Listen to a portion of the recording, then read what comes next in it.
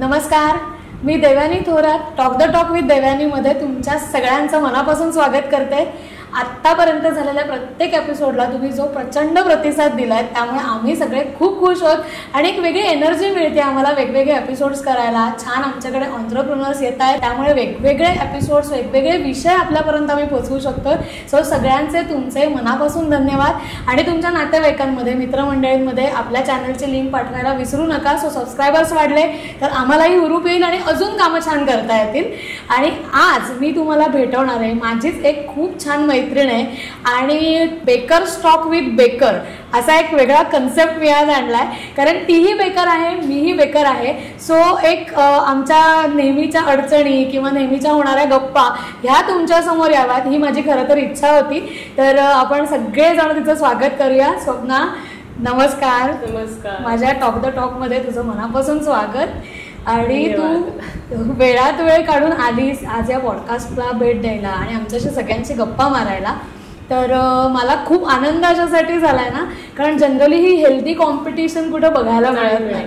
आणि मग असं होतं मी का जाऊ तिच्या चॅनलवरती, मला काय करायचं, ती स्वतः एक बेकर आहे. सो तिचं ती मॅनेज करेल. पण मला असं स्वतःला वाटत होतं की मी कुठली बेकर म्हणून गोष्ट सांगण्यापेक्षा जर तू आलीस आणि जर 4 गोष्टी आपण गप्पा मारल्या तर त्या कदाचित ऑडियन्सपर्यंत खूप छान पद्धतीने पोहोचतील. कारण कुठचाही व्यवसाय हा छोटा नसतो. मग तुम्ही तो उदरनिर्वाहासाठी करा किंवा तुमच्या हौशीसाठी पॅशनसाठी करा. तर मला ऑलवेज असं वाटतं की छोटे व्यवसाय पण तितकेच त्या मोठ्या लेवलला ग्रँजर लेवलला नेण्याचा प्रत्येक बिझनेसमनचा प्रयत्न असतो आणि तो तुझ्यात मला सातत्याने जाणवलाय. खूप धन्यवाद. काहीतरी वेगळं करायची जी इच्छा आहे आणि ती तुझ्यापर्यंत पोहोचली आहे. आता तुझ्यामुळे सगळ्या लोकांपर्यंत पोहोचणार आहे याचा मला आनंद खूप आहे. आणि माझी टीम म्हणून सातत्याने एक होतं की नाही वेगळं काहीतरी पण चांगलं हे पोचणं जास्त गरजेचं आहे. कारण आज जवळजवळ लॉकडाऊन नंतर बेसिकली खूप बिझनेस बेकर्स तर प्रचंडच आहेत. मग त्यातला चूज करताना आम्हाला थोडीशी पंचायत होती. पण मग मला असं झालं की नाही, जे पॅशन पण आहे आणि जे जेन्युनिटी आहे ती मला पोचवायची आहे. सो म्हणून मी तुला आज इकडे बोलवलेलं आहे. त्या ऑडियन्सलाही लक्षात येईल की मी का असं म्हणतेय सातत्याने ते. आणि तुझ्या बेकरीचं नाव आहे थॉटफुल बेकर्स, राईट? तर त्या नावातच एवढा विचार, म्हणजे कारण जनरली असं पटकन काही नाव ठेवलं जातं पण तुझ्या त्या नावामध्येही एक छान अर्थ आहे. कारण बिझनेस आपण जर अर्थपूर्ण करायचा असेल, अर्थपूर्ण पण करायचं असेल तर नाव कॅची असणं खूप गरजेचं आहे. तर मला खूप आवडलंय हे नावच. मला म्हणजे ज्यावेळेला तुझी आणि माझी ओळख झाली तेव्हाही मला झालं वाव मस्त नाव आहे. म्हणजे हे मलाही सुचलं नव्हतं माझ्या बेकरीचं किंवा माझ्या प्रोडक्टचं ठेवताना. So I was very happy की मस्त नाव एक तुला मिळालं. आणि आज लोक बरेच जण तुला फॉलो करतायत किंवा ऑर्डर्स देत आहेत तर मला खूप बरं वाटतं. आता आपण तुझी journey he overall as a baker म्हणून कशी सुरू झाली आणि थॉटफुल बेकर पर्यंत ती कशी आली हे मला ऐकायचंय. नक्कीच. मला स्वतःला म्हणजे लग्न झाल्यानंतर असं वेगवेगळे पदार्थ करण्यात, लग्न होण्याच्या आधी आपण एवढं काही करत नसतो. आई असते तेव्हा आईच्या हाताखाली सगळं चालू असतं. पण लग्न झाल्यानंतर वेगवेगळे पदार्थ करणं आणि याच्यामध्ये फार इंटरेस्ट होता. आणि सुरुवातीला माझा जॉब वगैरे, मी लग्न झाल्यानंतर सुद्धा जॉब करत होते पण काही कारणाने मग मी तो सोडला. मग सोडल्यानंतर जेव्हा बच्चू झाली त्याच्यानंतर पण मग असं वाटलं की आता मी नोकरी करावी का काहीतरी वेगळं बिझनेस वगैरे करावं याचा विचार चालू असतानाच एकदा असं सासूबाईंचा वाढदिवस जवळ आलेला. तर मिस्टर म्हणाले की तू मावशी माझी खूप सुंदर केक करते तर तू तिच्याकडे रेसिपी विचार आणि करणार असेल तर कर, म्हणजे असं त्यांनी सजेस्ट केलं. मग मी लगेच फोन केला आणि म्हणजे सांगायला मला आवडेल की माझा पहिलाच प्रयत्न अगदी सुंदर झाला. तो केक अप्रतिम झाला. म्हणजे साधा टी टाइम केकच होता पण केक करताना प्रत्येक वेळेला प्रत्येकाला प्रमाणात जमणं आणि तो पहिला केक सक्सेसफुल होणं फार कमी जणांना जमतं. सो मला त्याचा आनंद आहे की मी तो पहिला केक केला तो फार छान झाला. आणि त्या केकमध्ये मला असं वाटलं की अरे मला प्रत्येक गोष्ट प्रमाणात घ्यायची पहिल्यापासून सवय होती. आणि केक हा अशी गोष्ट आहे किंवा बेकिंग ही अशी गोष्ट आहे की तुम्हाला अगदी टीस्पून वाईज टीस्पून असं, म्हणजे त्याच्यामध्ये अगदी पण ग्रॅम थोडा चालत नाही जास्त. लगेच आपली रेसिपी बिघडू शकते. सो त्याच्यामध्ये मला असं वाटलं की हे आपण करू शकतोय. आणि लगेचच असं झालं की 2 महिन्यातच मला एक वर्कशॉपचं हे कळलं की 1 दिवसाचं वर्कशॉप आहे. सो मी त्या वर्कशॉपला लगेच अटेंड केला. 1च दिवसाचं वर्कशॉप होतं, पण त्याच्यातून मला खूप काही शिकायला मिळालं. आणि मग मी घरच्यांसाठी, शेजाऱ्यांसाठी, नातेवाईकांसाठी जे जे कोण ओळखीचे आहेत त्या सगळ्यांना मी वेगवेगळे केक करून देत होते की बघा कसा वाटतोय टेस्टला. आणि प्रत्येक जण सांगत होता की हा खूप केक छान आहे, चव छान आहे. आणि मग हळूहळू असं लक्षात आलं की नाही आता केकच्या बिझनेसमध्ये उतरावं, सिरियस व्हावं. कारण आतापर्यंत हौशी खातर किंवा एक नातेवाईकांच्या प्रेमा खातर करत होते. पण नंतर असा विचार केला की आता आपण ह्याच्यातच पुढे जावं. आणि जवळजवळ 2 वर्ष मी हे चालू होतं. आणि नाव कधी ठेवलं, ते नाव कसं ठेवलं, ऍक्च्युली कसं झालं की आता हा माझा केकचा बिझनेस सुद्धा 9 वर्ष झाली मला केकचा बिझनेस चालू करून. तर 9 आता खूप लोगो आणि ह्याच्याबद्दल जागरूकता वाढत चालली आहे. आपल्या केक कुठल्याही बिझनेसला नाव देणं हे आता जास्त जागरूकता झाली. तर तेव्हा तसं काही नव्हतं. पण समहाऊ म्हणजे कसं होतं की आपण प्रत्येक गोष्टीमध्ये शिकत असतो.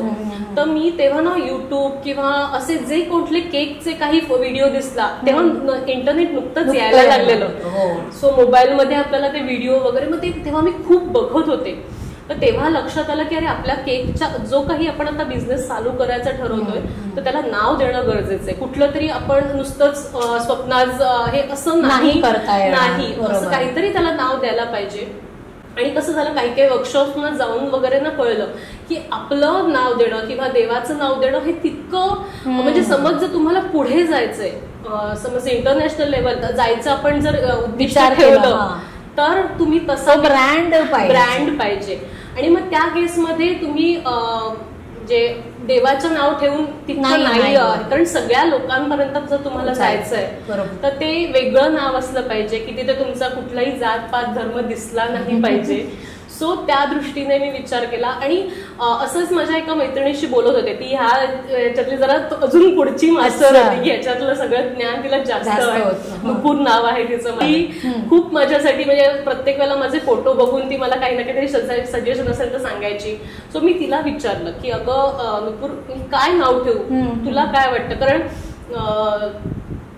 ती म्हणाली की तुला जनरल म्हणजे कसे केक करतेस किंवा काय. मग तेव्हा मी तिला सांगितलं की कसं आहे की केक ज्याचा ऑर्डर येते तर मी प्रत्येक वेळेला त्यांना विचारते. समज लहान मुलाचा केक आहे तर मग त्यांना विचारते की त्याला काय आवडतं, एखादं कार्टून कॅरेक्टर आवडतं का किंवा जंगल थीम हवी आहे का, म्हणजे प्राणी आवडतात, प्रत्येकाचा विचार म्हणजे मला तेव्हा असं वाटत होतं की इंटरनेटवर भरपूर फोटो आहेत, ते फोटो बघण्यामध्ये म्हणजे पाठवण्यात इंटरेस्ट नाही. आधी त्यांना काय आवडतं त्या दृष्टीने आपण मग ते सिलेक्टेड फोटो पाठवता येते. आणि मग त्याच म्हणजे एक तर असं होतं की ते फोटो पाठवल्यानंतर सेम टू सेम केक होणार नाही हेही मला आता सांगायला म्हणजे लोकांना असं असतं रेप्लिका होऊ शकते पण ह्याचा सेम असं कारण हे हँडमेड आहे, पूर्णपणे हँडमेड मशीन मेड नाही, त्याच्यामुळे रिप्लिका होऊ शकते पण सेम टू सेम पीस नाही होऊ शकत. सो तेव्हा मी त्यांना असं मैत्रिणीशी बोलताना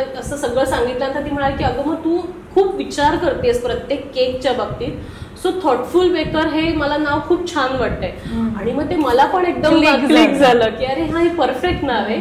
सो ते थॉटफुल बेकर असं सुरुवात झाली. मस्त. पण एक खूप सुंदर नाव म्हणजे ब्रँड नेम होऊ शकेल होतच आहे. म्हणजे आता डोंबिवलीमध्ये बऱ्यापैकी सगळ्यांना थॉटफुल बेकर माहिती आहे आणि डोंबिवली बाहेरही तू आता हळूहळू तुझे ऑर्डर्स पोहोचतात. सो आता लोकांपर्यंत एक थॉटफुल बेकर हे नाव डेफिनेटली पोहोचतंय, त्याचा ब्रँड होताना दिसतोय.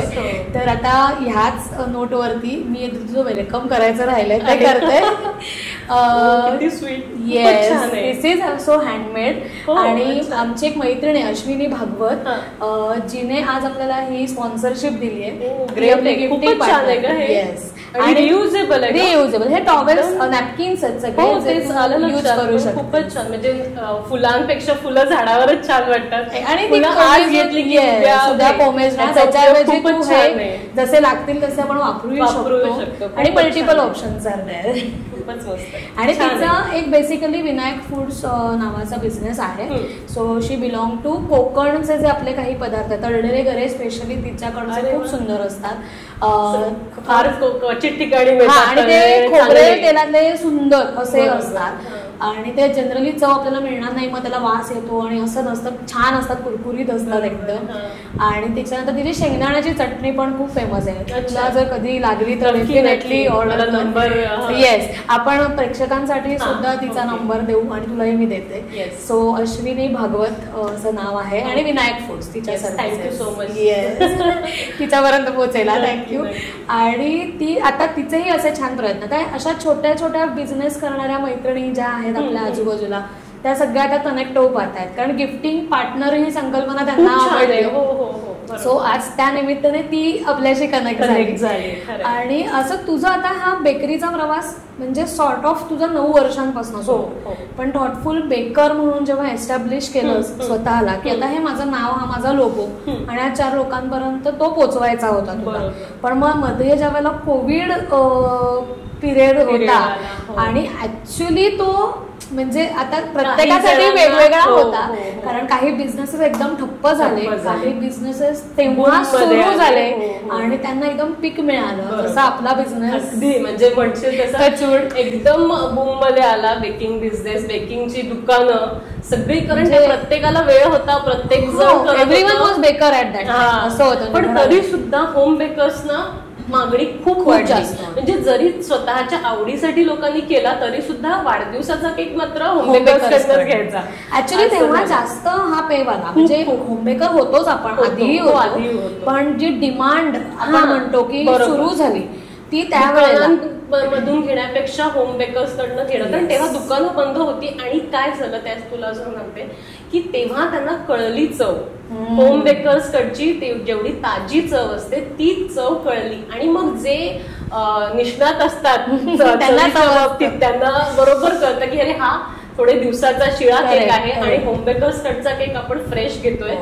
सो तेव्हापासून म्हणजे ते केक अजूनही माझ्याकडनंच घेतात. म्हणजे असं नाही की दुकानं ओपन झाले तर आता नाही बस तुझं काम नाहीये, असं काहीच नाहीये.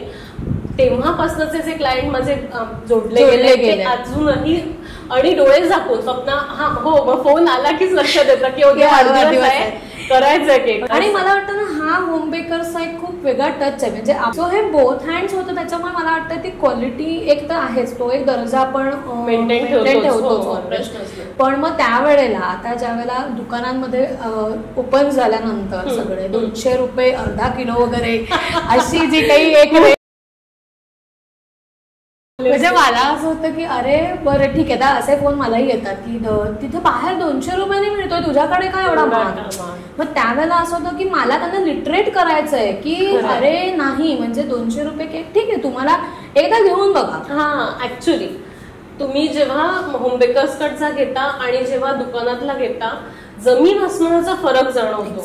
आता ज्यांना क्वालिटीमध्ये काही इंटरेस्ट नाहीये त्यांचं आपण नाही काही करू शकत, पण ज्यांना क्वालिटी कळते किंवा ज्यांना क्वालिटी हवी आहे त्यांच्यासाठी आपण बसलेलोच आहोत. म्हणजे आपण कुठेच क्वालिटीमध्ये कॉम्प्रोमाइज नाही करत. आणि म्हणून प्रत्येक वेळेला म्हणजे आता जेव्हा ऑर्डर येते, आता स्वप्नाच्या केसमध्ये मला माहितीये, कारण ऑर्डर ज्या वेळेला आपण प्लेस, मी कधी कधी बेकर असले तरी मला स्वतःचे वाढदिवस करण्यात काही इंटरेस्ट नसतो केक करण्यात वगैरे, तर त्यावेळेला असं होतं यार प्लीज स्वप्ना आज केक दे, किंवा इव्हन तूही मला असे ऑर्डर केलेले आहे. तर मग त्या केसमध्ये ना आपल्याला माहितीये ग की आता प्रत्येक गोष्ट बनवायला वेळ जातो. म्हणजे क्रीम पासून केक बेस पासून ट्रफल करायचं सुद्धा, ट्रफल बनवायचं आहे, म्हणजे प्रत्येक गोष्टीला वेळेची वेळ असते. पण त्या वेळेला केकच्या ऑर्डर्स देणारे पण बरेच जण असतात. पण होम बेकरच्या बाबतीत म्हणजे मला असं वाटतं की लोकांनी थोडंसं एक लक्षात ठेवून ते करणं गरजेचं की निदान आदल्या दिवशी फोन करावा. कधी कधी असं होतं की 10-11 वाजता फोन येतो की अगं संध्याकाळी केक देशील का, आणि संध्याकाळी म्हणजे सुद्धा 5 वाजता. म्हणजे मॅनेज अगदी समोर काहीच कामं नसतील ना तर होऊ शकतो. पण प्रत्येक दिवसाचं प्रत्येकाचं काहीतरी गणित ठरलेलं असतं. कधी कधी त्या गणितामध्ये मग आणि जर सकाळी 6 वाजता 7 वाजता जरी कळलं ना तरी एक वेळ आपण थोडं मॅनेज करता येतो, थोडासा मॅनेज करता येऊ शकतो. पण 10-11 नंतर मग जेव्हा येतो ना तेव्हा मग नाही म्हणायला लागतं. नाही तर मग असं असतं की थोडं उशिरा, मला थोडी उशिरा वेळ दे, एक 7-8 पर्यंत मी करू शकते, थोडंसं मॅनेज आपण करू शकतो. पण अगदी म्हणजे ज्यांना थोडाफार त्याच्यामध्ये मॉडिफिकेशन, म्हणजे अगदी छान असा फोटो हवाय, ह्या फोटो सारखा हवाय, किंवा त्याच्यामध्ये फॉन्डंटचं काही काम आहे, तर मात्र निदान 2 दिवस तरी आधी सांगायलाच पाहिजे. कारण शेवटी प्रत्येकाचं कधी कधी ऑर्डर्स जास्त असतात, असंही होतं. म्हणजे समज 4 केक ऑलरेडी लाईनअप आहेत आणि तुमचा 5वा आला तर मग कधी वेळ द्यायचा त्याला, बरोबर असंही होतं. सो निदान 2 दिवस आधी प्रत्येकाने सांगावं असं मी म्हणजे तुझ्याकडून येस. आणि ते बेसिकली माझा थॉट हा एपिसोड करण्यामागचा हाच आहे, कारण थोडंसं म्हणजे ना प्रत्येक फोन कॉलवरती आपण लिटरेट नाही करू शकतो. कधी कधी असं तर काय प्रॉब्लेम येते ना, म्हणजे अरे नाही, पण तो सेट व्हायला पण 1-2 तास लागतो, त्या मेथड बाय मेथड जावं लागतं. उन्हाळ्याचं सीझन आहे ना, तर तेव्हा तर म्हणजे व्हिप क्रीम व्हायला आणि ते थोडा वेळ, म्हणजे केक झाल्यानंतर सुद्धा सेट व्हायला थोडा वेळ द्यायला लागतो. कारण भीती तीच असते ऑलवेज की आपण केलेली ही चांगली गोष्ट त्याच्यामध्ये जीव आपण ओतलेला असतो. आणि प्रत्येक गोष्टीमध्ये असं नाही की बाबा आज केक झाला तर मला उद्याच्या केक मध्ये इंटरेस्ट नाहीये, प्रत्येक केक मध्ये आपण तेवढ्याच इंटरेस्टने केक करतो. तिथपर्यंत घरापर्यंत पोहोचला की आपण हुश्य करतो, असं असतं. आणि तो पोहोचवणं ही एक जी वेगळी जबाबदारी आणि कॅटेगरी आहे आता सध्या ह्याच्यात झालेली. कॅटेगरी बनायला लागेल डिलिव्हरी पर्सन शोधणं ही म्हणजे एक धन्य गोष्ट झाली, पण ती गरजेची आहे. कारण त्याच्याशिवाय होम बेकर सर्व्हाइव्ह नाही होऊ शकत, कारण आपण डिपेंडंट त्यांच्यावरती आहोत. कारण हल्ली ना असं झालंय की लोकांना वेळ नाहीये. कधी कधी असंही होतं की ऑफिसहून डायरेक्ट मी तिथे पोहोचतोय, तू मात्र केक द्यायचं जरा बघ. मग तेव्हा असं त्यांना कळतं की खरंच माझ्याकडे कोणी नाहीये. किंवा असंही होतं की मी इथे पुण्यात आहे पण माझ्या आईबाबांचा अॅनिव्हर्सरी आहे, तर तू सरप्राईज केक त्यांच्याकडे नेऊन दे. आणि आपल्याला केक देण्यासाठी काही प्रॉब्लेम नसतो, पण कधी कधी 4 केक एका मागोमागे करायचे असतात. आपण एक केक करून तिकडे नेऊन देणार कधी आणि दुसरा केक करणार कधी, त्याच्यासाठी डिलिव्हरी पर्सनची खूप गरज आहे. आणि आत्ताही माझ्याकडे 2 जण आहेत, पण 3 जण आहेत. म्हणजे आज समज तुला वेळ नाहीये तर दुसऱ्याला, पण असे जरी 4 जण जरी झाले तरी वेलकम. कारण कसं आहे की प्रत्येकाला प्रत्येक दिवशी वेळ असतोच असं नाही, ते प्रत्येकाचं असं पार्ट टाइम जॉब सारखंच ते करत असतात. त्याच्यामुळे त्यांना वेळ कधी आहे प्रत्येकाला फोन करून विचारणं, कधी कधी कोऑर्डिनेशन खूप गरजेचं आहे. म्हणजे त्याच्यासाठी सुद्धा वेळ द्यायला लागतो की 4 जणांना फोन करायचे आणि एकीकडे केक करायचंय, एक म्हणजे कार्यावरची कसरत आहे.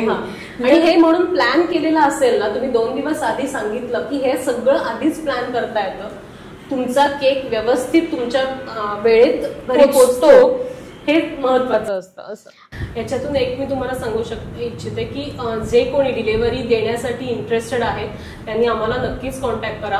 आम्हाला हवेच आहेत डिलिव्हरी देणं. इव्हन मुंबई साईडला तुम्ही डिलिव्हरी द्यायला जरी इंटरेस्टेड असाल तरी सुद्धा वेलकम. कारण काय होतं, सर्व्हिसेस अवेलेबल आहेत ऑनलाईन आपण बघतो, पण त्याचे चार्जेस ना खूप म्हणजे हाय एंड. आणि दुसरी गोष्ट, तुझं जेवढं मटेरियल किंवा जेवढी तू केकची कॉस्ट लावतोयस ऑलमोस्ट त्या कॉस्ट डिलिव्हरी कॉस्ट येते. आणि अजून तुला एक पण सांगते की काही काही वेळेला असं होतं की ते नीट नेतील की नाही ह्याची एक आपल्याला धास्ती असते. ती शाश्वती नाही ना, म्हणजे फार कमी वेळ. आता आपण जे बांधून ठेवलेले आहेत त्यांच्यावर कॉन्फिडन्स विश्वास असतो आपला की ते नीटच देणार. तो माझ्याकडे जो एक दादा येतो ना, तो तर अक्षरशः असा येतो की तो टेन्शन तो नाहीच. त्याला मी सांगते अरे काही नाही, टी टाइम केकच आहे, तर तो म्हणतो नको नको, तरी मी नीटच देणार. त्याचं एक डेडिकेशन किती आहे, कारण त्याला समजते की त्याच्यासाठी तुला काय मेहनत करायला लागली, समोरच्या व्यक्तीला तो किती छान दिला पाहिजे. एक्झॅक्टली हाच एक मुळात हा विचार करण्याची जी प्रोसेस आहे किंवा तो कळणं त्या व्यक्तीला, त्याने तो तिथे पोहोचवणं, सगळंच खूप एकात एक गुंतलेलं आहे. म्हणजे असं ज्यांना आवडतं की अशी डिलिव्हरी देणं की बाबा मी नीट देईन आणि त्या माणसाच्या चेहऱ्यावरचा आनंद बघून मला जास्त समाधान. एक्झॅक्टली. तर ते जास्त छान आहे. त्या लोकांनी खरंच कनेक्ट व्हायला याच्यात सध्या मागणीत आहोत लिटरली. कारण कसं नुसता सप्लाय करायला आम्ही आहोत, पण ती डिमांड पुरवताना मधल्या ह्या प्रोसेसमध्ये आम्हाला जॉब सिकर्स जे आहेत त्यांच्यासाठी हा अपील होता ऍक्च्युली. कारण कसं आहे, प्रत्येक वेळेला तुम्ही एक जॉब करत असाल व्यक्ती, आपण जॉब करता करता पण ह्या गोष्टी करू शकतो. अशी लोक तर वेलकम आहेतच, फक्त ही जी एक डेलिकेट गोष्ट तुम्ही नेता ती सांभाळणं जबाबदारीचा फक्त गरज आहे त्याच्यामध्ये, बाकी कसली गरज नाही.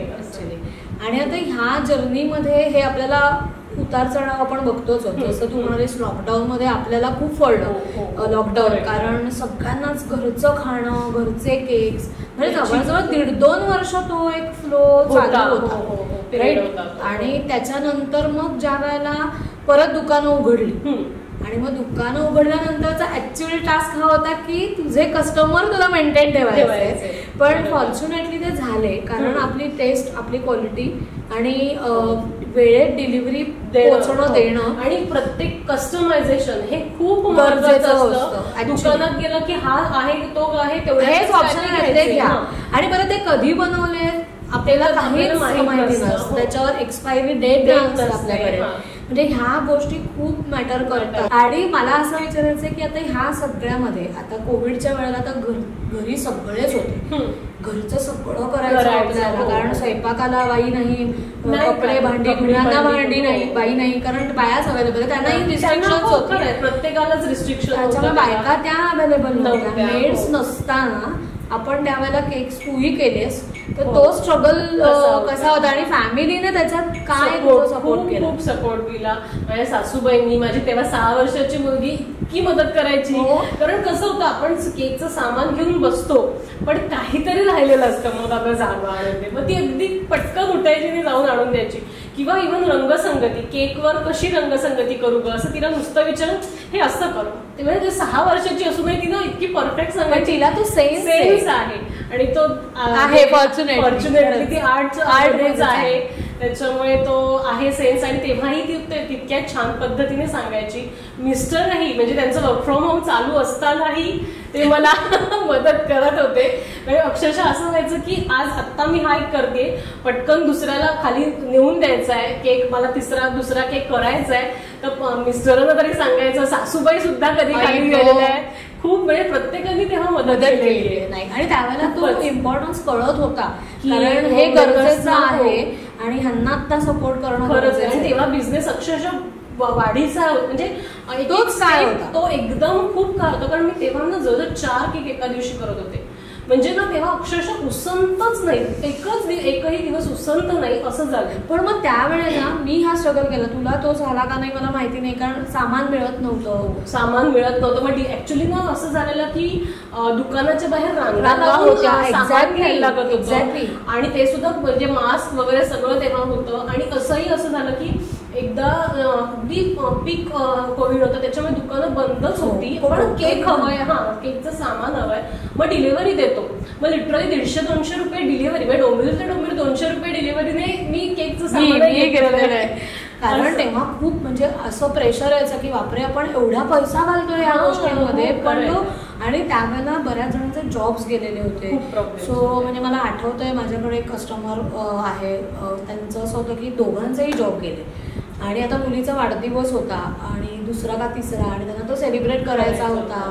मग आता काय, मग अशा तेव्हा आपल्याला माहित आहे की यांची काय परिस्थिती, तेव्हा पैसे बऱ्याचदा नाही घेतले किंवा आपण. आणि खूपच वेळा असं होतं की ठीक आहे तू नंतर द्या, आता काही घाई नाही, असं बऱ्याच वेळा झालेलं आहे.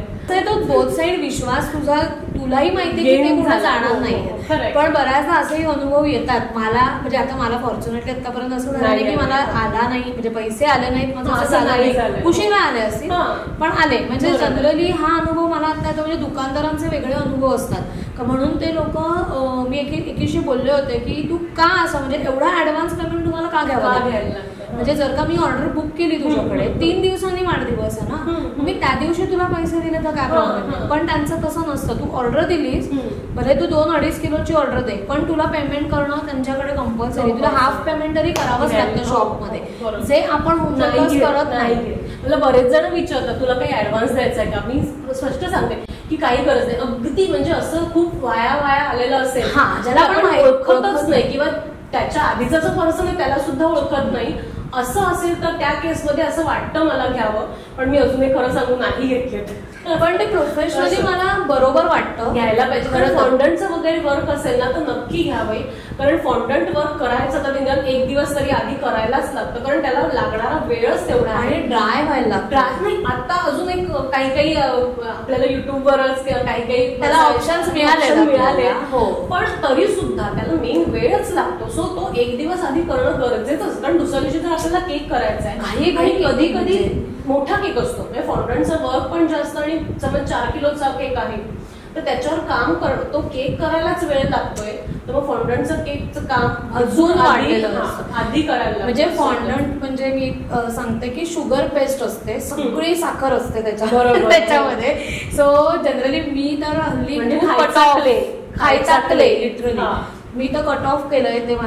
मी माझ्या कस्टमर्सना पण सांगते की तुम्ही घेऊ नका, तुमचे 4 पैसे वाचतील आणि शरीराला होणारी हानी पण तेवढी कमी होईल. पण काही जणांना हवे असतात ग. आता मेकअप थीम माझी मुलगी अडूनच बसली ग की मला मेकअप थीम साठी ती लिपस्टिक हवीच आहे. पण मग मी त्या केसमध्ये त्यांना सांगते की मी करून देते, पण त्या मुलांना तुम्ही शक्यतो खायला देऊ नका. आणि अगदीच त्यांनी हट्ट केला तर अगदी छोटीशी क्वांटिटी चव म्हणून मुलं मी म्हणजे अगदी सांगते इथे मुलांना शक्यतो शुगर पेस्ट पासून लांबच ठेवा, कारण गोड असतं काय काय घालतो ते आपल्याला माहितीये, केलेलं आहे. जेव्हा आम्ही घरी करतो तर त्यावेळेला समजतं की ते होण्यासाठी बनवण्यासाठी त्या प्रोसेस मध्ये काय काय ऍड करावं लागतं. प्रिझर्वेटिव्ह असतात, शिवाय बाकीच्या गोष्टी त्या स्टिकीनेस येण्यासाठी वापराव्या लागतात, ज्या आपल्या शरीरासाठी तितक्या योग्य नाहीत. आणि त्या घरी जरी होममेड म्हटलं तरी तो जो पदार्थ आहे शक्यतो बाहेरनच आणावं लागतं, कारण त्याची आपल्या इंडियन वेदरला टिकण्याची कपॅसिटी कमी आहे. त्याच्यामुळे तो जेवढा बाहेरनं येतो तेवढा तो पटकन वापरून संपवावा लागतो. त्याच्यामुळे आम्ही होम बेकर जनरली हाच प्रयत्न करतो. म्हणजे मी आणि स्वप्ना मला माहिती आहे म्हणून कॉन्फिडेंट की वी आर अवॉइडिंग इट. आणि हे लिटरेट म्हणजे अजून पुढचं म्हणजे एकदा त्याच्यामध्ये कॉस्ट खूप वाढते, अननेसेसरी वाढते. त्याच्या पर्याय आता आलेला आहे, कागदी टॉपर्स आलेले आहेत, ते तुम्ही टॉपर्स लावू शकता. तुमचा केक पण त्यांना तो फील नाहीये, 3D इफेक्ट जो येतो ना, म्हणजे दिसतं सुंदर, अप्रतिम दिसतं. मी आता मध्यंतरी गेल्या महिन्यातच एक केक केलेला, म्हणजे पूर्ण लोकरीची थीम होती. हो, मी बघितलंय.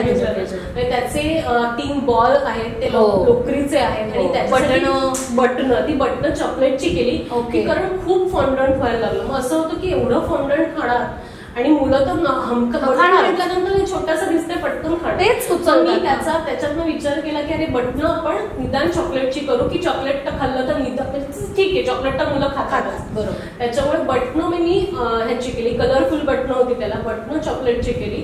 पण फॉन्डंटचं असं ना एक म्हणजे काय म्हणतात ते पूर्ण ती विणलेलं असं ते होतं. आणि तो 4 किलोचा केक होता, 3 लेअरचा केक होता. तर फॉन्डंट करायला मला आदला 1 दिवस लागला, चॉकलेट करायला 1 दिवस लागला, आणि ज्या दिवशी मी केक करायला बसले सकाळी मी 8:30ला बसले, संध्याकाळी 6:30ला तो केक पूर्ण झाला. कारण आधी ते 4 किलोचा केक करून नंतर त्याच्यावर 2 तास सगळं सेटिंग करायला, कारण तो केक अप्रतिम दिसला. मी केक करायला खूप वेळ गेला, पण म्हणजे त्याचा जो इफेक्ट येतो ना तो लोकांना हवा असतो, म्हणून फॉन्डंट म्हणजे घेतात लोक ऍक्च्युअली. पण त्याच्यात सुद्धा आम्ही काही ना काहीतरी पर्याय शोधून काढतो.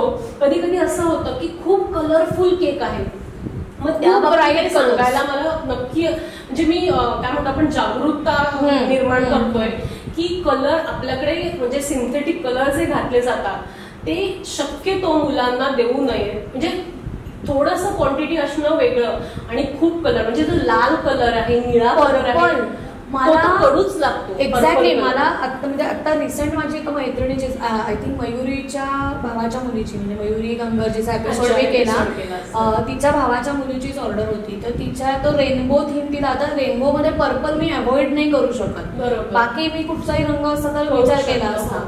तो पर्पल मला घालावाच लागला. त्या पर्पलने पूर्ण केक जो वरची लेअर होती ती रेनबो बनवली होती, त्या केकला कडवट टेस्ट म्हणजे, आणि ते कळत होतं की हा पोर्शन खाल्ला की ते कडू लागतंय, आणि ती नेमकी बेसला आल्यामुळे तुझं ते सगळं गणित चुकत होतं.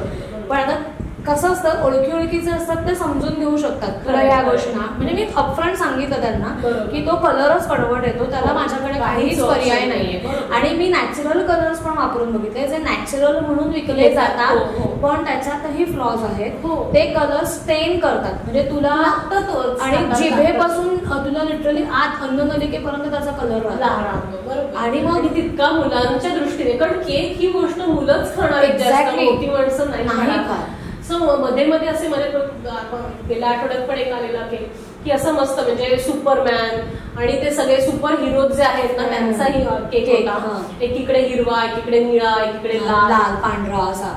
तेव्हा मी त्यांना सांगितलं की एवढा कलर आपल्याकडे नको. म्हणजे बाहेरच्या देशामध्ये कदाचित असेल, आपल्याला तेवढं माहिती नाही, पण आपल्या देशामध्ये जो केक कलर मिळतो तो एक तर त्याचा हाताला रंग लागतो आणि मुलांना तो खाऊन तितकं चांगलं नाहीच आहे. सो मी त्याच्यावर काय पर्याय येईल हे पर्याय मी भरपूर सांगितले त्यांना. मग त्याच्यात त्यांना जो वाटला तो त्यांनी सांगितला. पण परत परत तेच झालं की काही वेळेला होम बेकर्स जी किंमत सांगतात, हे मी तुला तू कदाचित विचारशीलच, पण त्याच्या आधीच मी इकडे येते की काही वेळा जी किंमत सांगतात ती लोकांना जास्त वाटते, पण त्याच्या मागचं काय गणित आहे ते सगळ्या होम बेकर्सनाच माहिती असतं. त्याच्यामध्ये खूप प्रॉफिट घ्यायचा असं त्यांचा उद्देश नसतोच.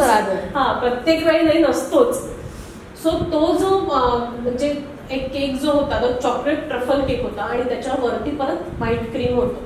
म्हणजे मी त्यांच्याकडनं फक्त व्हाईट चॉकलेट ट्रफलचे पैसे घेतले, व्हाईट क्रीमचे घेतले नाही. बरोबर, त्यांना म्हणजे सांगत होते, जस्ट एक्सप्लेन करत होते. तर त्या म्हणाले नाही मॅडम थोडेसे पैसे कमी करा ना.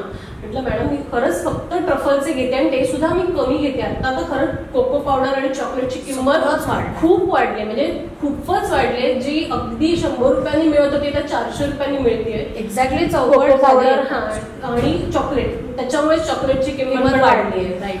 सो मी त्यांना सांगितलं क्रीम मॅडम मी क्रीमचे पैसे नाही घेते, पण तरी सुद्धा त्यांना असं वाटत होतं की समोर मी खूप जास्त पैसे घेते. सो मग ते हे झालं. आणि परत त्यांना असून असं होतं की डिलिव्हरी तुम्ही द्या. मी म्हटलं डिलिव्हरीच्या ज्या मुलाला मला पैसे द्यायचे ते तर माझ्याकडनं मी कसे देणार, की ऑलरेडी तुम्हाला म्हणजे डिलिव्हरी त्यामध्ये फ्री द्या. आता हे मोठ्या दुकानदारांना परवडतं, कारण त्यांचे ऑलरेडी भरपूर मार्जिनच तेवढं असतं, त्याच्यामुळे त्यांना फ्री डिलिव्हरी देणं सोपं असतं. पण जे होम बेकर्स आहेत ते छोट्या छोट्या गोष्टींमध्ये इन्व्हेस्ट केलेले असतात पैसे त्यांनी. सो त्यांना तितकं देणं पॉसिबल नसतं. सो ते म्हणजे काही लोकांनी समजून घ्यायला पाहिजे की डिलिव्हरीच्या माणसाला पैसे द्यायचे, त्या व्यक्तीला तिच्या खिशातनं द्यायचे, तर मग कसं होणार ते असं. आणि मुळात ना प्रॉफिट मार्जिन कमी ठेवतो ना आपण, त्याच्यामुळे डिलिव्हरी चार्जेस फ्री देणं पॉसिबल नाही होत, करता येत नाही. ते जर वाढवलं ना तर कदाचित ही गणितं बसतील. पण काय आहे, आपण अतिप्रामाणिकपणे ह्या गोष्टी एक्सप्लेन करतो, कदाचित ती मिस्टेक असू शकते आपली, असं मला वाटतं. तेव्हा त्या केसमध्ये असं वाटतं की जे स्वतःहून केक घ्यायला येतात आपल्या घराच्या ते येत आहेत, मग त्यांच्यावर हा अन्याय होतो. 40 रुपये आपण आधीच जास्त त्याच्यामध्ये घेतले, हे लोकांना कळणार नाही. जर समज आपण 40 रुपये एक्स्ट्रा घेतले आणि त्यांचं हीच किंमत कॉस्ट आहे. बरोबर. पण ते लोकांना नाही कळत ना की बाबा जर मी स्वतःहून केक घ्यायला आले तर मला तेवढे पैसे नाही द्यायचे. मला जर घरात डिलिव्हरी हवी, घरात म्हणजे आपण राहतो चौथ्या मजल्यावर राहतो, लिफ्ट नाहीये, तर त्या मुलाने 4था मजला चढायचा आहे आणि तुमच्या हातात केक द्यायचा, तर मग तेवढे पैसे तुम्ही बेअर करणं म्हणजे ते साहजिक आहे. आणि ती मुलंही मला सांगायला आवडेल इकडे, हे जे डिलिव्हरी बॉय स्वतःहून ही जी कामं करतात, म्हणजे केक देणं वगैरे, कारण केक देणारे हे जे कंपनीज आहेत ऑनलाईन ती लोक नाही करत. केक देणारी असतील तर ते नीट पोचत नाही. एक्झॅक्टली. आणि ते लोक नाही म्हणूनच सांगतात, म्हणजे होम बेकर्स कडनं ते केक देत नाहीत, क्लाउड किचन मधनं ते केक देतात आणि हे जे बांधलेले दुकानदार आहेत त्यांच्याकडले केक जातात. पण आपण जसे होम बेकर्स आहोत त्यांच्याकडनं ते केक नेत नाहीत, त्यांना ते पेरिशेबल आणि डेलिकेट वाटतं त्या केसमध्ये. तर ही जी मुलं असतात जे आमच्याकडे बांधलेले आहेत, तर ती मुलं, मला कौतुक आहे त्या मुलांचं. तर खरंच ज्यांना गरज आहे त्यांनी डेफिनेटली कनेक्ट व्हा. स्वप्नाला तर आहेच, तिच्याकडे आता फ्लो आहे प्रचंड. आणि आता त्या सगळ्या जर्नीकडनं तू आता चाललीस पुढे, एक एक स्टेप तुझ्या वाढत चाललाय. पण आता बिझनेस स्वरूप जे यायला लागले, तर त्याला म्हणजे आता स्वप्नाचा केक न पोचता थॉटफुल बेकर हे जे पोचलं, तर ती एक मिडल स्टेप कुठेतरी असेल ना. हे घरनं तू प्रोव्हाइड केलेस, पण मग बाहेरच्या लोकांना नातेवाईक नातेवाईक सोडलेस, तुझे फॅमिली फ्रेंड सोडलेस, पण त्या लोकांना कसं कळलं की आज स्वप्ना ठोसर नावाची व्यक्ती आहे जी थॉटफुल बेकर म्हणून आहे आणि ती सुंदर केक बनवते, हे लोकांपर्यंत तू पोहोचवलंस. कारण ह्या क्रक्स आहेत ना, ह्या कोणी इझिली आपल्याला सांगत नाही, म्हणून मी तुला आज विचारते. चैतन्य फाउंडेशनने एक सर्वेक्षणला एक्झिबिशन ठेवलेलं, त्या एक्झिबिशन मध्ये मी स्टॉल लावायचा विचार केला. अच्छा. आणि केकचा आणि माझ्या भाचीचा गंधार प्रोडक्टचा साबणाचा बिझनेस होता, तो पण मी पूर्वी करत होते. सो तो आणि साबणाचा असं दोन्ही मी टेबल्स लावले आणि त्याच्यात त्यांनी काही ऑब्जेक्शन घेतलं नाही की बाबा तुम्ही एका ह्याच्यावर, कारण ते खूप असतं एक्झिबिशन मध्ये. तर त्यावेळेला मी केक ठेवले आणि अक्षरशः मावा केक मी 4च व्हरायटी ठेवले की बाबा कसं लोकांचा रिस्पॉन्स कसा आहे ते कळत नव्हतं. पण मला खरंच सांगू, आता लोकांना ना हेल्दी केक खाण्याकडे कल वाढलेला आहे. तेव्हा मी मावा केक, पायनॅपल केक, नंतर गुलाबजामचा एक केक, म्हणजे सगळे टी टाइम केक. अच्छा. आणि एक डेट्स केकचा ठेवलेला, म्हणजे date walnut cake, healthy cake, पूर्णपणे healthy, no added sugar, no nothing, sweetness, काहीच दुसरा काहीच नाही. सो तो माझा सगळ्यात आधी संपला. अरे वा. आणि अजून मजा म्हणजे शनिवार आणि रविवार असे 1.5 दिवसाचा ते हे होतं स्टॉल होता. तर त्याच्यामध्ये शनिवार संध्याकाळी 4 तासातच माझा निम्मा केक संपलेला आणि रविवार दुपारपर्यंत सगळे केक संपले माझे. मिस्टर म्हणत होते की तू पाहिजे सकाळी घरी थांब आणि कर. मी म्हटलं नाही, मला घाई करायचं नाहीये, लोकांना व्यवस्थितच केक द्यायचा आहे. सो ती घाई करण्यात इंटरेस्ट मला नको. जो लोकांना मी टेस्टिंगला भरपूर केक ठेवलेला, मग त्या टेस्टिंग मधून सुद्धा लोकांनी नंतर ऑर्डर दिलेले आहेत. म्हणजे त्या दिवशी नाही खाल्ला, पण नंतर भरपूर लोकांनी ऑर्डर दिलेले आहेत. ते स्टॉल लावण्याचा मला नक्कीच फायदा झाला, केकचा स्टॉल लावण्यामध्ये. त्याच्यामुळे मी भरपूर लोकांपर्यंत पोहोचले आणि असे मी 2-3 जो स्टॉल लावले केकचे स्पेशली. पण एक्झॅक्टली, कारण अनोळखी लोकांपर्यंत आपण पोहोचतो, आपलं दुकान नाहीये म्हटल्यावरती तो एक प्रश्न असतो, मग आता मला पुढचा केक कुठे मिळेल, मग आपलं कार्ड द्यायचं की बाबा. आणि असंही लोक त्याच्यात म्हणजे स्टॉलला भेट दिलेले, नंतरही त्यांनी भरपूर जणांनी केक घेतलेत माझ्याकडे की तेव्हा मी केक घेतलेला, तो आवडला. मावा केक हा माझा USP आहे. एक्झॅक्टली म्हणणार होते, कारण स्वप्नाच्या मावा केक एकदा जरूर सगळ्यांनी खा. मी स्वतः बेकर असून मी तिच्या त्या केकची फॅन आहे, म्हणजे मला खूप आवडतो. मे बी असं होत असेल मी करून करून आता मला माझ्या हातला नकोय, आता कधी नको असं दुसरी चव हवी आहे. तर म्हणजे टेस्ट मध्ये फरक किंवा काय असं नसून पण मला तो तिचा हातचा आवडतो, कारण छान वाटतो. तो खाल्ल्यानंतर एक लाईट फील आहे, टेस्ट खूप सुंदर, रिचनेस आहे, टेक्स्चर अप्रतिम असतं तुझ्या त्या केकचं आणि कळतं की तो खूप नॅचरल आहे. अजून तुला मला सांगायचं राहून गेलं आपल्या सगळ्या गप्पांमध्ये की मी कंडेन्स मिल्क सुद्धा घरी तयार करते. हो, हा खूप मोठा मुद्दा आहे. कंडेन्स मिल्क तू घरी करते, म्हणजे तिचा USP असा आहे की प्रत्येक गोष्ट ती घरी स्वतः करते. रॉ मटेरियल जेवढं तिला बनवता येतं तेवढं ती करते. लोकांना ताजं आणि चविष्ट देण्याचा माझा उद्देश असतो. पण एवढा विचार नाही केला जात ग. म्हणजे इन जनरल तू बाहेर बघशील तर लोक खूप प्रोफेशनल, तू प्रोफेशनल दे यार, म्हणजे मला काय फरक पडतो, मला पैसा मिळतोय. बरोबर. असं मला म्हणजे खरं सांगून नाहीच मला करताय. इव्हन मावा केकवर भरपूर मला ड्रायफ्रूट घातलेले आवडतात, पण खरं सांगू तुला मावा केक प्लेनही छान लागतो, असं काहीच नाही. टुटी फ्रुटी वगैरे जसं लोक सांगतील ना तसं कस्टमायझेशन. म्हणजे मावा केक हा तर तुझा एक, आम्ही सगळेच त्याचे फॅन आहोत रादर. आणि असं आता सध्या तू एक नवीन येऊ घातलंय किंवा म्हणजे झालंय माहितीये लोकांना, पण आता बाकीच्यांना कळण्यासाठी म्हणून त्या प्रोडक्टचं नाव आणि काय आहे त्याची खासियत. एनर्जी बार आहे हा. सो तो एनर्जी बार जो आहे तो आपल्या सगळ्यांच्या गरजेचा आहे की आपल्या धकाधकीच्या जीवनामध्ये हल्ली आपल्याला खायलाही वेळ नाही, सकाळचा नाश्ता करायलाही वेळ नाही. अशी जेव्हा वेळ आहे तेव्हा हा एनर्जी बार, तुम्ही जी एक बार खाला किंवा एक वडी जी तुम्हाला हवं त्या प्रमाणात ते तुम्ही खाल्लं ना तर तुमच्या शरीरातली प्रोटीन्सची, कार्बोहायड्रेट्सची जी गरज आहे ती थोड्या अंशी का होईना पूर्ण व्हायला मदत करेल हा एनर्जी बार. आणि सकाळी जो एक एनर्जी बार खाल्ला ना पोट भरल्याचा फील. तर त्या एनर्जी बार मध्ये आता तू जसं म्हणालीस की तो एवढासा खाल्ला तरी पुरतो, म्हणजे एक सफिशियंट मॉर्निंग मील म्हणणार नाही, पण एक तुमची जी ब्रेकफास्ट भूक भागणं एक जो प्रकार आहे, कारण अगदी एम्प्टी स्टमक असतो मग ऍसिडिटी त्रास होतो. एक्झॅक्टली. मग ती एनर्जी तुमची मॅच होऊ शकते त्याच्यामुळे. मग त्याच्यात असं नेमके जे घटक आहेत तर ते काय आहेत? त्याच्यामध्ये ना तेलबिया आहेत मुख्य म्हणजे, की ज्याने आपल्या शरीराला गरज असते तेलबिया जाणं, तेल वंगड शरीरामध्ये जाणं ती गरज असते. ते तेलबिया आहेत म्हणजे भोपळ्याची, नंतर सूर्यफुलाच्या बिया आहेत, तीळ आहे, तिळाचे पण दोन्ही प्रकार आहेत, काळा आणि पांढरा तीळ असे दोन्ही तीळ आहेत. फ्लॅक्सीड आहे की जे ओमेगा 3 ऍसिड वाढवतं, त्याच्यामुळे फ्लॅक्सीड आहे. नंतर काजू, बदाम, अक्रोड आहे, जे असे आपल्या मुलांनाही असं नुसतं खायला दिलं तर ते खात नाही. सो हा एकत्र केला. आणि खजूर आहे, मध आहे, म्हणजे कुठलाही साखर किंवा अजिबात नाहीये स्वीटनर म्हणून, फक्त नॅचरल स्वीटनर खजूर आणि मध आहे.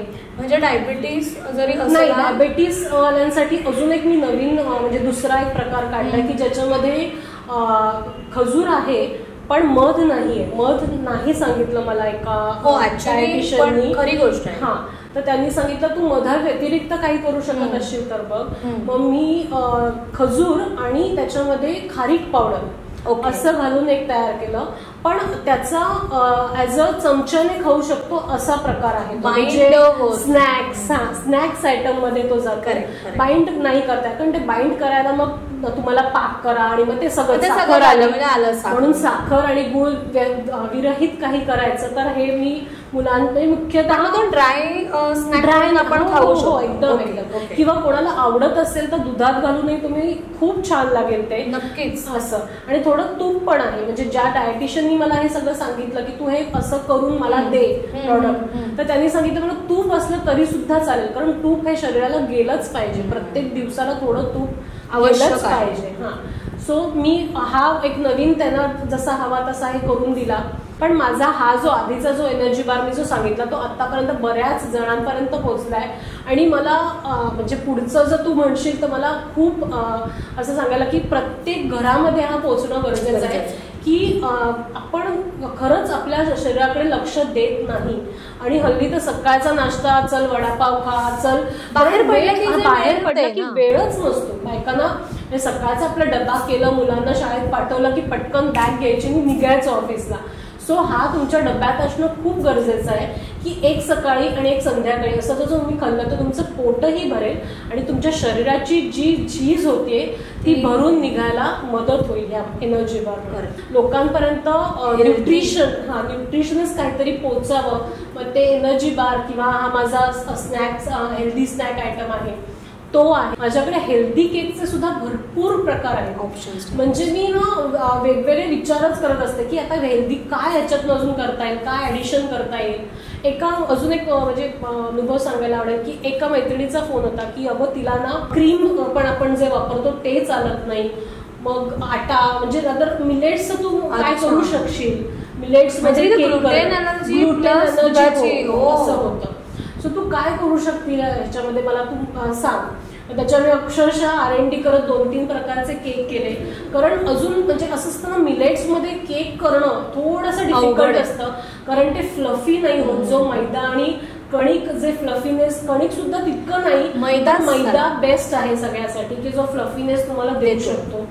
सो त्याच्यामध्ये 2-3 प्रकार करून झाले. मग त्याच्यामध्ये असं मी शेवटी R&D वर फायनलाइज झालं की नाचणी आणि चॉकलेट हे कॉम्बिनेशन गेलं तर नाचणीचा वास जो आहे तो चॉकलेट मारतं. त्याच्यामुळे रागी चॉकलेट केक मी तिला दिला. ओके. आणि तिच्या मुलीला खूप आवडला तो केक. तसं मी 1.5 किलो केक दिलेला, पण ती म्हणते की 10 मिनिटात तो केक संपला, ते कमी पडला शेवटी. असं झालं. म्हणलं चला तुला मिळालं सर्टिफिकेट, मुलांना आवडलं, हेच माझ्यासाठी खूप मोठी पावती आहे. That's great. आणि आता तुझे फ्युचर प्लॅन्स म्हणजे आता हा जो तू म्हणालीस की तो ड्राय स्नॅक आहे, एनर्जी बार आहे, तर ह्याचं आता तुझं प्रमोशन म्हणजे आता मी त्याचं थोडं प्रोडक्शन वाढवणार आहे. कारण मी हे सगळं एक हाती आता करत होते. आता मी काही म्हणजे एक झालंय की एक मुलगी मला म्हणाली की मला मदत करायला मला तयार आहे. ओके. सो तिला मी हाताशी घेऊन ते वाढवणार आहे प्रोडक्ट आणि लोकांपर्यंत घराघरात मला पोहोचवायचं आहे नजीबात की तुम्ही हेल्दी खा आणि स्वस्त राहा. म्हणजे बघा, ही तुमची डिमांड आहे, ही सप्लाय आपल्याकडे करायला बसली आहे स्वप्ना. सो डेफिनेटली तिला ऑर्डर्स द्या भरपूर. स्वप्ना, मला असं वाटतंय की छान छान ऑर्डर्स तुझ्याकडे येतील आणि हेल्दी बार्स आपण लोकांपर्यंत पोहोचवू शकतो. कारण केक्स तुझे ऑलरेडी पोहोचले असं म्हणायला हरकत नाही आणि आता ते कस्टमर्स काही तुझं कुठे जाणार नाही. पण आता हेच एक छान तू नवीन आणतीयस किंवा झालंय सुरू, त्याची थोडीशी सुरुवात तुझी झालेली आहे. पण मग त्या गोष्टी चांगल्या पद्धतीने लोकांपर्यंत पोहोचतील. हेल्दी बार्स बेसिकली जर पोहोचलेच पाहिजे आणि घराघरात ती हॅबिट व्हायला पाहिजे की हा आज मी हेल्दी बार नेलाय ना, घेतलाय ना. म्हणजे जसं आपण औषधं गोळ्या कॅरी करतो ऑफिसला जाताना, तसं लिटरली तुम्ही हे कॅरी करायला, त्या गोळ्या घ्यायची वेळ येऊ नये, एनर्जी बार खायची गरज आहे. आणि ह्याच्यातनं अजून तुला मला एक म्हणजे फीडबॅक आहे एकीचा की तिने मला सांगितलं माझे केस गळायचे कमी झाले. हो अगदीच, म्हणजे कारण सीड्स वगैरे सगळं वापरते, लोकांपर्यंत चांगली प्रोडक्ट्स पोहोचवणं हाच माझ्या या अख्ख्या पॉडकास्ट आता जी सिरीज चालली आहे एंटरप्रेन्योरची बेसिकली त्याचा उद्देश आहे. आधीचे तुझे एपिसोड सुद्धा खूप छान झाले. थँक्यू. आणि आपण सगळेच हँड इन हँड त्याच्यातनं ग्रो होऊ असं वाटतं मला ऑलवेज. असे एंटरप्रेन्योर्स येत जातात, त्याच्यामुळे काय होतंय की एका एंटरप्रेन्योरचा बिझनेस हा 4 एंटरप्रेन्योर्स पर्यंतही पोहोचतोय आणि हे मल्टिप्लिकेशन होतंय, जे मला करायचं होतं या पॉडकास्टमधनं साध्य. आणि सिरीज ओव्हरऑलच खूप छान रिस्पॉन्स आणि मला म्हणजे तुमच्याकडनंही छान रिस्पॉन्स मिळतोय आणि प्रेक्षकांकडनंही खूप सुंदर रिस्पॉन्स मिळतोय. सो आता हे हँड इन हँड चालत राहील. तुमच्या जर काही रिक्वायरमेंट्स असतील की तुम्हाला एखादा एंटरप्रेन्योर बघायचा आहे किंवा एखाद्या फील्डमधनं एंटरप्रेन्योर आहे ज्याची तुम्हाला पॉडकास्टमधनं मुलाखत ऐकायची आहे, तर तुम्ही जरूर कमेंटमध्ये आम्हाला कळवा. आणि स्वप्ना, तू आज खूप वेळ काढलाय आमच्यासाठी ऍक्च्युली, कारण तिचं खूप बिझी शेड्यूल असतं. तर वेळ काढून आलीस आणि शांत पण आपलं छान शूट पार पडलं. येस, त्यासाठी मनापासून धन्यवाद. सगळ्यांचे मनापासून आभार, कारण असेच पुढचे एपिसोड्सही तुम्ही छान बघत राहा आणि आम्हाला प्रतिसाद देत राहा.